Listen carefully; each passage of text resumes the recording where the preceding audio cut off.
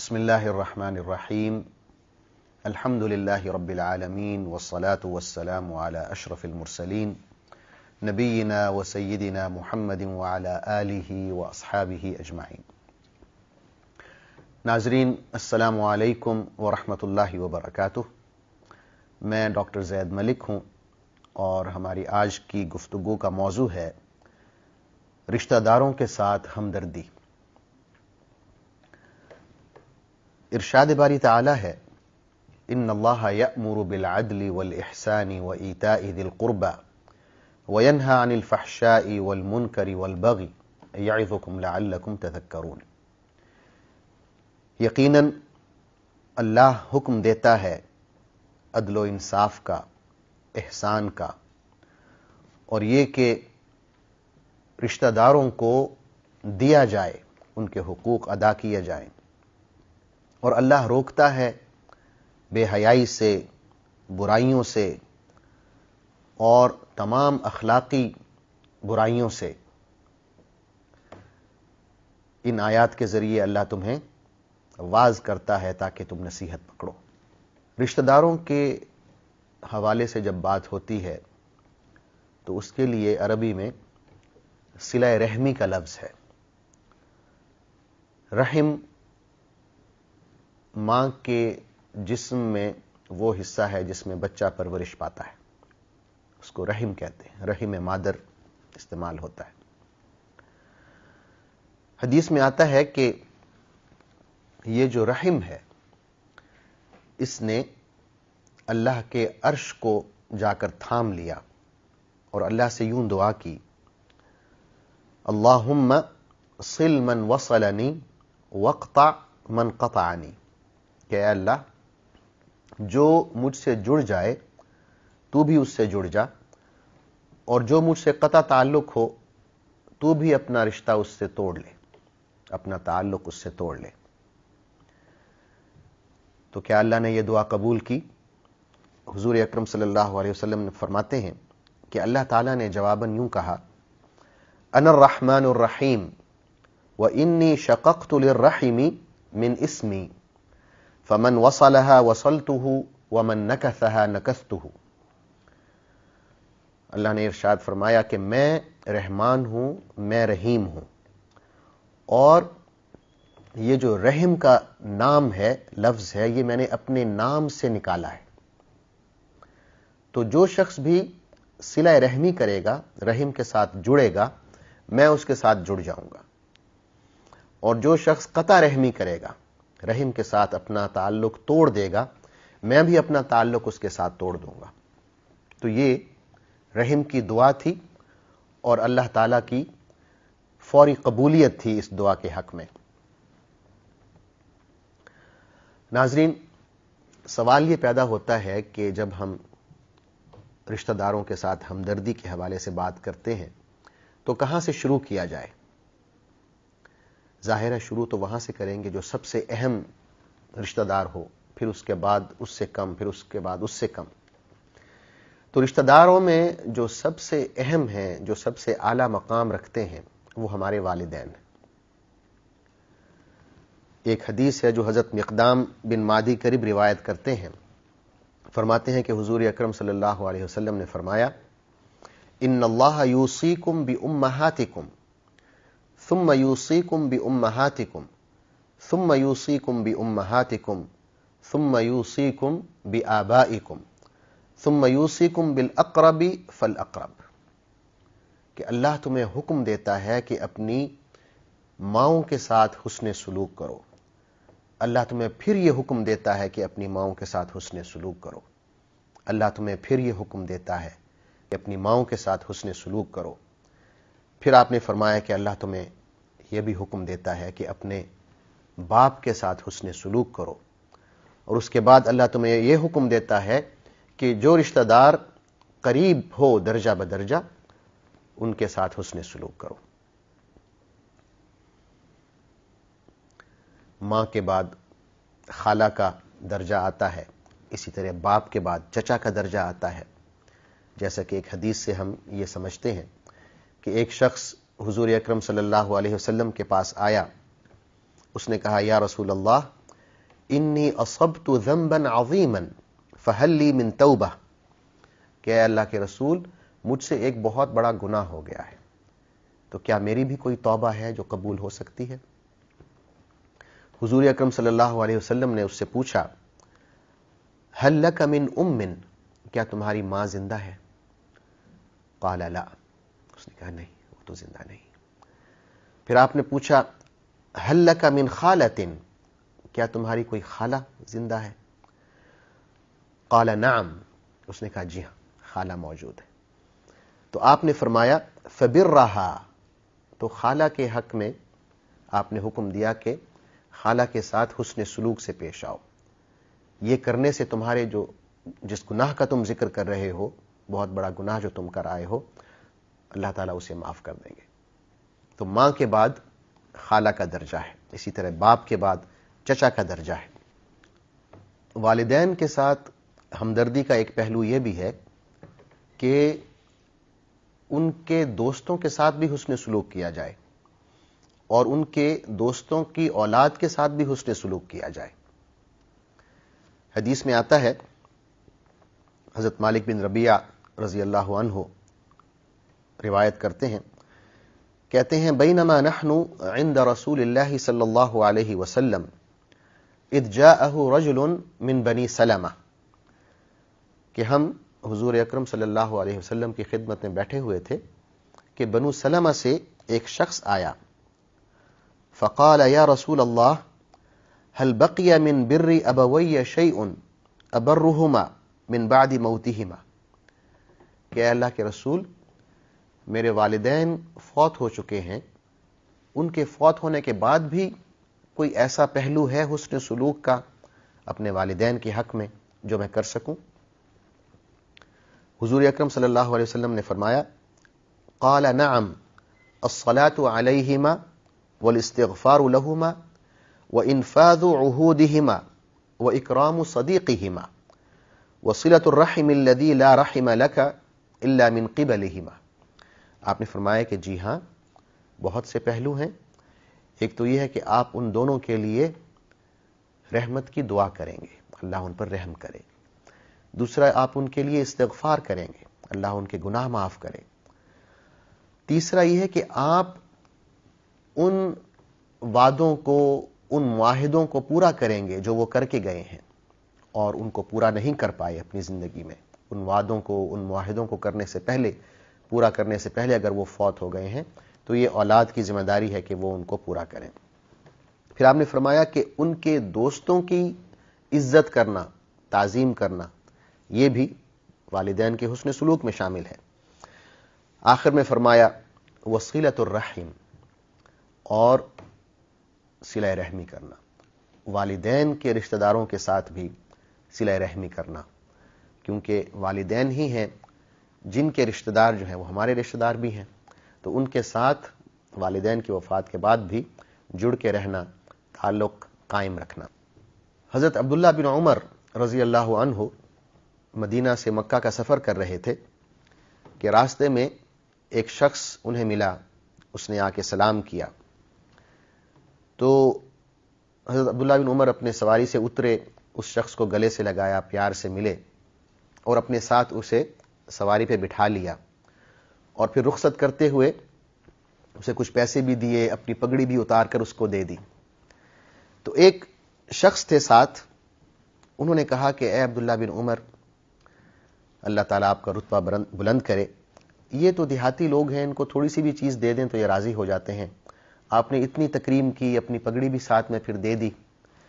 تو عبداللہ بن عمر نے کہا کہ یہ جو شخص ہے یہ میرے والد کے دوست کا بیٹا ہے، اور میں نے حضور اکرم صلی اللہ علیہ وسلم کو یہ فرماتے ہوئے سنا ہے، آپ نے فرمایا ان ابر البر صلۃ الولد اہل ود ابیہ، کہ بہترین صلہ رحمی اور حسن سلوک جو آپ والدین کے ساتھ کر سکتے ہیں ان کے مرنے کے بعد، وہ یہ ہے کہ والدین کے دوستوں کے اہل و عیال کا بھی خیال رکھیں، ان کے ساتھ بھی آپ اچھے تعلقات استوار رکھیں، اچھے تعلقات قائم رکھیں۔ عزیزان گرامی، رشتہ داروں کے ساتھ ہمدردی یا صلہ رحمی ان امور میں سے ہے جن کا حکم اسلام کے شروع میں ہی دے دیا گیا.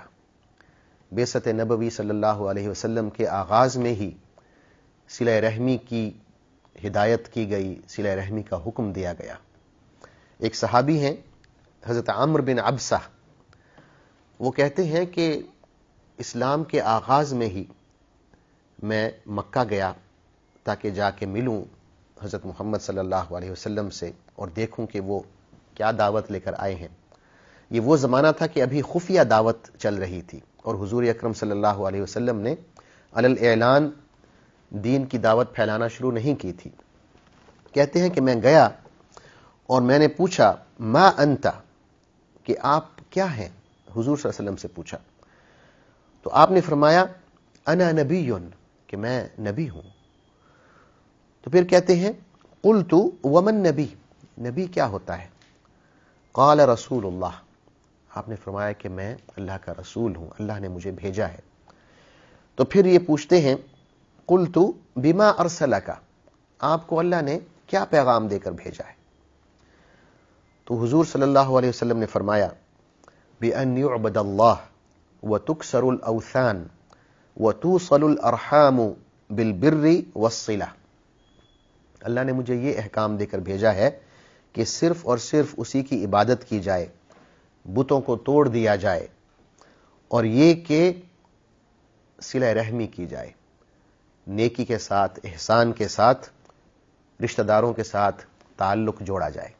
یعنی یہ وہ احکام ہیں جو دین کے آغاز میں حضور اکرم صلی اللہ علیہ وسلم لوگوں کو دے رہے ہیں اور بتا رہے ہیں کہ اللہ نے مجھے یہ احکامات دے کر مبعوث کیا ہے، مجھے رسول بنا کر بھیجا ہے. اور یہی بات ہم دیکھتے ہیں کہ ابو سفیان رضی اللہ عنہ جب ابھی وہ مسلمان نہیں ہوئے تھے تو شہنشاہ روم کے دربار میں جب وہ حضور اکرم صلی اللہ علیہ وسلم کا تعارف کرا رہے ہوتے ہیں، اور اس حالت میں کہ ابھی وہ مسلمان بھی نہیں ہیں لیکن حق بات ان کی زبان پر جاری ہوتی ہے، جب روم کا بادشاہ پوچھتا ہے حضور صلی اللہ علیہ وسلم کے بارے میں کہ یہ شخص تمہیں کیا حکم دیتا ہے، تو ابو سفیان رضی اللہ عنہ نے کہا وَيَأْمُرُنَا بِالصَّلَاةِ وَالصِّدْقِ وَالْعَفَافِ وَالصِّلَةِ. یہ شخص ہمیں یہ حکم دیتا ہے کہ ہم نماز پڑھیں، یہ ہمیں حکم دیتا ہے کہ ہم بات کریں تو سچ بولیں، یہ ہمیں حکم دیتا ہے کہ ہم اپنے تعلقات میں پاکیزگی پیدا کریں، عفت کا حکم دیتا ہے، پاکیزگی کا، اور یہ ہمیں صلہ رحمی کا حکم دیتا ہے، رشتہ داروں کے ساتھ اچھا سلوک کرنے کا حکم دیتا ہے. رشتہ داروں میں جو والدین کے بعد نمبر آتا ہے وہ بیوی بچے ہیں، بہن بھائی ہیں، ان کے حقوق ہیں. خاص طور پر بہن بھائیوں کے حقوق ہیں، کیونکہ بیوی بچوں کے تو ساتھ انسان رہتا ہی ہے.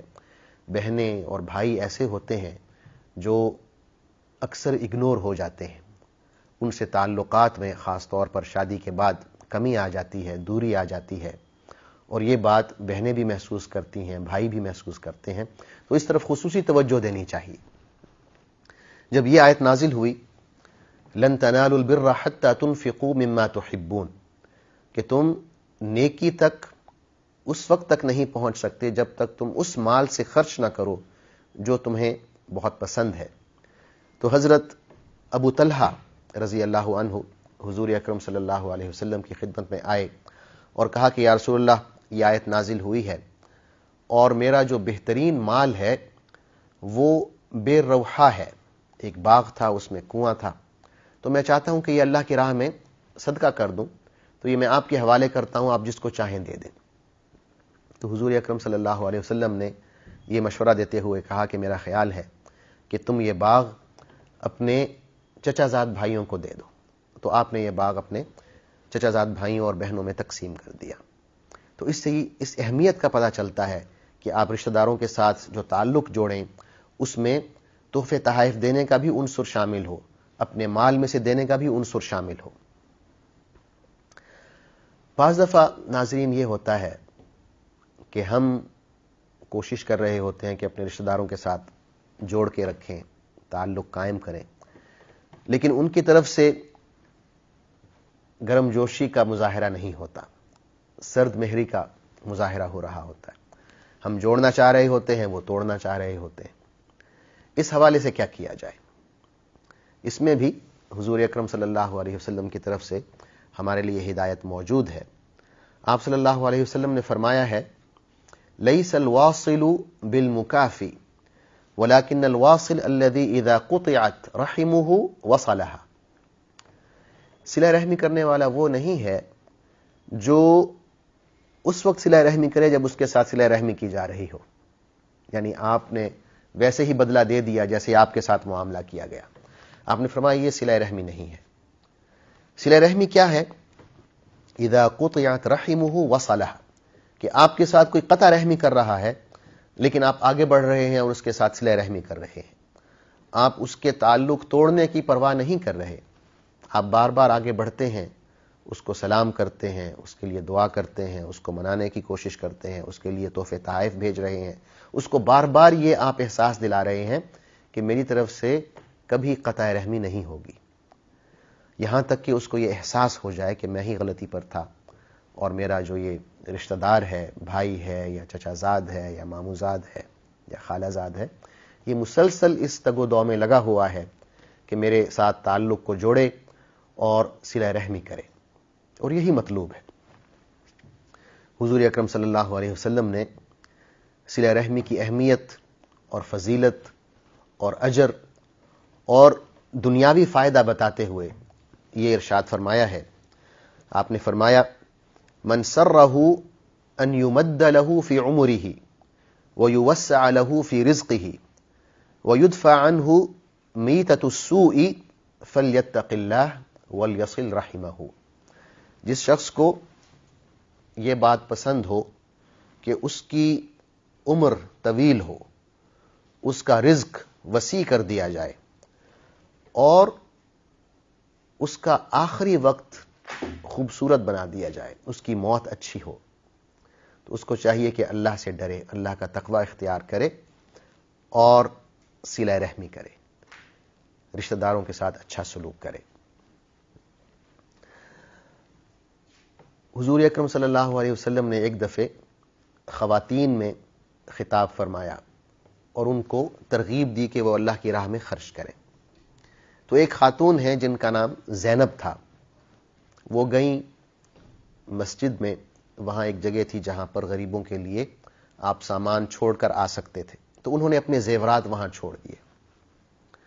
ان کے خامن تھے جن کا نام عبداللہ تھا، وہ بہت غریب آدمی تھے، انہوں نے وہ زیورات اٹھائے اور واپس گھر آ گئے. تو بیوی نے دیکھا کہ بھئی یہ تو میرے زیورات ہیں جو خامن صاحب اٹھا کے واپس لا رہے ہیں. تو انہوں نے کہا کہ یہ تو میں نے آپ کے لیے نہیں چھوڑے تھے، یہ تو غریبوں کے لیے تھے. حضور اکرم صلی اللہ علیہ وسلم نے حکم دیا ہے کہ غریبوں پر خرچ کریں، اور میں اپنے زیورات مسجد میں چھوڑ کر آ رہی ہوں اور آپ ہیں کہ اس کو اٹھا کر گھر لا رہے ہیں. تو انہوں نے کہا کہ بھئی آپ نے غریبوں کے لیے چھوڑے اور میں ایک غریب آدمی ہوں تو میں مستحق ہوں. تو زینب جو تھیں ان کی بیوی، انہوں نے کہا کہ بات تو آپ کی ٹھیک لگتی ہے لیکن مجھے ابھی تک شرح صدر نہیں ہو رہا، اور میں چاہتی ہوں کہ حضور اکرم صلی اللہ علیہ وسلم سے مشورہ کر لوں، آپ سے پوچھ لوں کہ کیا میرا مال تمہارے لیے جائز ہے یا نہیں. تو آپ صلی اللہ علیہ وسلم کی خدمت میں جاتی ہیں، پوچھتی ہیں. تو آپ نے فرمایا کہ تمہارے لیے دوہرا اجر ہے، تمہارے لیے دو اجر ہیں. ایک اجر غریبوں میں خرچ کرنے کا ہے اور دوسرا اجر غریب رشتہ داروں پر خرچ کرنے کا ہے. جو تمہارا خامند ہے، تمہارا رشتہ دار ہے، غریب ہے، تو آپ کو ڈبل اجر ملے گا. ایک آپ نے اللہ کی راہ میں خرچ کیا اور دوسرا وہ خرچہ جو ہے آپ کے رشتہ دار پر ہوا، تو آپ کو دوہرا اجر ملے گا. تو حضور اکرم صلی اللہ علیہ وسلم نے نہ صرف یہ کہ اس کو صحیح سمجھا بلکہ اس کی ترغیب بھی دی. عزیزان گرامی، کل انشاءاللہ ایک نئے موضوع کے ساتھ دوبارہ حاضر خدمت ہوں گا. تب تک کے لیے اجازت دیجیے. اللہ حافظ، والسلام علیکم ورحمۃ اللہ وبرکاتہ.